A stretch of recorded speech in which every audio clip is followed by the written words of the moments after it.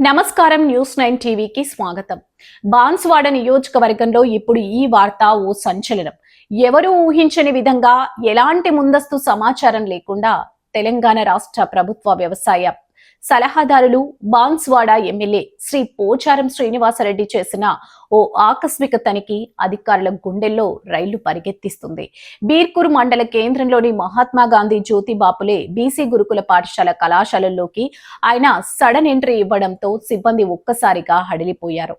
విద్యార్థుల సౌకర్యాల విషయంలో రాజీ పడే ప్రసక్తే లేదంటూ పోచారం అధికారులకు మాస్ వార్నింగ్ ఇచ్చారు. అసలు అక్కడ ఏం జరిగింది, ఆయన ఏమేం తనిఖీ చేశారు చూద్దాం ఈ స్పెషల్ రిపోర్ట్ లో.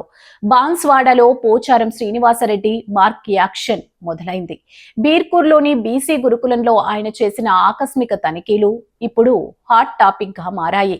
నేరుగా ఫీల్డ్ లోకి దిగిన ఆయన విద్యార్థుల కోసం 30 లక్షల రూపాయల భారీ వ్యయంతో నూతనంగా నిర్మిస్తున్న మరుగుదొడ్ల పనులను అనువనువు పరిశీలించారు. కాంట్రాక్టర్ కి అధికారులకు అక్కడికక్కడే క్లాస్ పీకారు. నాణ్యతలో ఏమాత్రం తేడా వచ్చినా, పనుల్లో జాప్యం జరిగినా కఠిన చర్యలు తప్పవంటూ స్ట్రాంగ్ వార్నింగ్ ఇచ్చారు. అక్కడితో ఆయన తనిఖీలు ఆగలేదు. స్ట్రెయిట్ గా వంటగదిలోకి ఎంట్రీ ఇచ్చారు.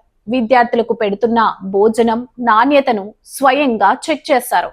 వంటలో వాడే కూరగాయలు, పప్పులు, ఇతర దినుసులు అన్ని సక్రమంగా వాడాలని, విద్యార్థులకు రుచికరమైన భోజనం అందించాలని వంట సిబ్బందికి కరాఖండిగా తేల్చి చెప్పారు. స్టోర్ రూమ్ లో నిల్వ ఉంచిన బియ్యం, సరుకులను సైతం ఆయన వదిలిపెట్టలేదు. ఎప్పటికప్పుడు తాజా కూరగాయలు, సరుకులు మాత్రమే తెప్పించాలని ఆదేశించారు. పాఠశాల పరిసరాలు అద్దంలా మెరవాలని, పారిశుద్ధ్యం విషయంలో నిర్లక్ష్యం వహిస్తే ఉపేక్షించేదే లేదని యాజమాన్యానికి స్పష్టం చేశారు.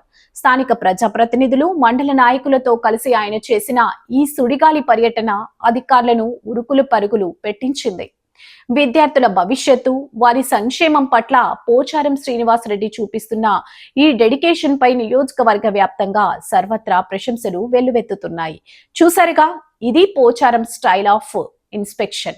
విద్యార్థుల కోసం ఖర్చు చేస్తున్న ప్రతి రూపాయి సద్వినియోగం కావాలని, వాళ్లకు నాణ్యమైన భోజనం దక్కాలని ఆయన చేసిన ఈ ఆకస్మిక తనిఖీ మిగతా అధికారులకు, గురుకులాల సిబ్బందికి ఓ గట్టి మేల్కొల్పు అని చెప్పారు. మరిన్ని అప్డేట్స్ కోసం చూస్తూనే ఉండండి న్యూస్ 9 టీవీ.